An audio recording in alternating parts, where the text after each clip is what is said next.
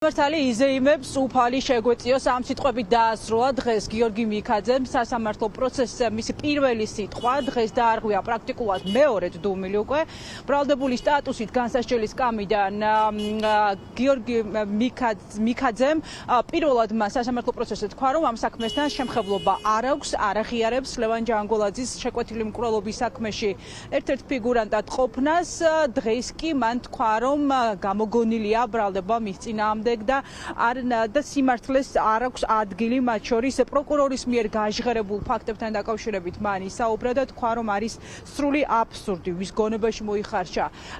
ეს ფაქტები მისთვის არის უცნობი იმედი გამოთქვა და უთხრა მოსამართლეს რომ საქმის განხილვის დროს სიმართლე აუცილებლად გამოჩნდება და ამას დაინახავს ყველა სასამართლო პროცესზე მსხდომი პირები.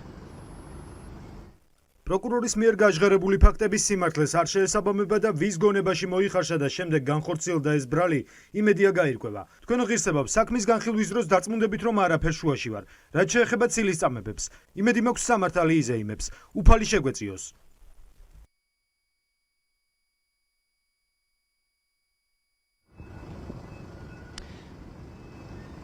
დღევანდელ სასამართლო პროცესზე პროკურორმა იშუა მდგომლა, მან საქმეს დაურთო ორი ახალი მტკიცებულება და საუბარია მოწმეთა ჩვენებებზე, რომლებიც როგორც საგამოძიებო უწყების წარმომადგენელი ამბობს, ადასტურებენ ძმები მიქაძეების, გიორგი ჯოხაძის, მათ შორის ოთარ რომანოვ ფარცხალაძის ბრალეულობას ამ საქმეში, ის რომ ოთარ ფარცხალაძემ დაუკვეთა სწორედ ძმები მიქაძეებს და ჯოხაძეს მკვლელობის აღსრულება.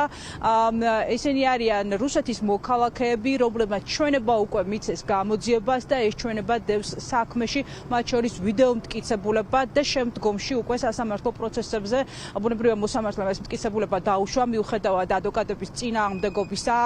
მიქაძეების, ჯოხაძის ადვოკატები სასამართლო პროცესზე აპელირებდნენ, რომ მოწმეები არ არიან რელევანტურები, ისინი არ არიან იდენტიფიცირებულები, ვინ არიან მათ შესახებ იცის მხოლოდ გამოძიებამ, შესაბამისად ისინი ვერ მისცემენ ჩვენებას ვერც სასამართლო პროცესებზე, განიხილება მხოლოდ ის ვიდეო ჩანაწერი, რომელიც უკვე ჩაწერილია საგამოძიებო უწყებაში, მათ ჩვენებაზე აქვს საუბარი და ითხოვდნენ, რომ არ დაეშვა მოსამართლეს მტკიცებულება ეს ჩვენებები, თუმცა მოსამართლემ მაინც დააკმაყოფილა საბრალდებო უწყების წარმომადგენლის შუამდგომლობა. დღეს გაიმართა პირველი სასამართლო სტომა არსებითი განხილვა, სადაც ბრალდების მხარემ დააყენა შუამდგომლობა ბატონო ოთარ ფარცხალაძის საქმესთან დაკავშირებით ორი მოწმის ჩვენება წარმოადგინა დასართავად სისხლის სამართლის საქმეზე. ორივე მოწმე არიან წარმოდგენილები, ესენი არიან რუსეთის ფედერაციის მოქალაქეები, ვინმე როზა ნარცისოვა და ილია მიკულსკი, რომელთა ჩვენებებსაც ჩვენ რა თქმა უნდა გავეცანით და საქმე გვაქვს სრულ აბსურდთან და ნონსენსთან, იქიდან გამომდინარე, რომ ორივე მოწმე არიან პირდაპირ გაგებით არაავთენტური პირები, ვერც ერთი მოწმის ჩვენებით ვერ დადასტურდება ვერანაირი გარემოება, რომელიც ჯაჭურად კავშირშია ჩვენ სისხლის სამართლის საქმესთან დაკავშირებით. სასამართლო იხილავდა როგორც დაცვის, ასევე ბრალდების მხარის მიერ წარდგენილი მტკიცებულებების დართვის დასაშვებების საკითხს. არც ეს მტკიცებულებები, ისევე როგორც სხვა მკვლელობის ორგანიზებასთან დაკავშირებით არანაირ ინფორმაციას არ იძლევა. ეს ჩვენებები მიუთითებს უბრალოდ რომ დაუშვათ ფარცხალაძე იცნობდა მიქაძეებს, მიქაძე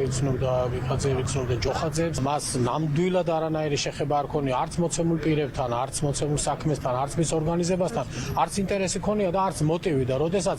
ესე აბსოლუტურად არაფრიდან ციდან ეცემა ადამიანს ასეთი კატეგორიის სიმძიმის ბრალდება, ну რა თქმა უნდა ასეთი ადამიანის დამოკიდებულება ძალიან მძიმე არის ასეთ საკითხთან მიმართება. ეგრეთ წოდებული კანონიერი ქურდის მერაბ ჯანგოლაძის მის გახმაურებულ საქმეზე ცალკე ეპიზოდად არის გამოყოფილი ძმები მიქაძეების, გიორგი ჯოხაძის საქმე, თუმცა განსასჯელის სკამზე ზის მხოლოდ გიორგი მიქაძე. რაც შეეხება გიორგი ჯოხაძეს, დავით მიქაძეს, ისინი საქართველოში არ იმყოფებიან და მათზე ძებნა გამოცხადებული. კიდევ ერთი ბრალდებული ყავს ამ საქმეს, ეს არის სანდრო წივწივაძე, რომელსაც საგამოძიებო უწყება ედავება იმ იარაღის გადაცემას, რომლითაც მოხდა დანაშაული და რომელთაც ჩაადენილია მკვლელობა. ამ წუთებში განიხილება სწორედ სანდრო წივწივაძის საქმეზე მსჯელობა საქალაქო სასამართლოში, სადაც ჩვენებას აძლევს ბრალდებული სტატუსის მქონე პირი სანდრო წივწივაძე. ის ამ წუთებში მოსამართლეს უხსნის იმ ვიდეოს შესახებ, რომელიც გავრცელდა მათ შორის ტელეპირობებში პირველის მეშვეობით ვიდეო მტკიცებულება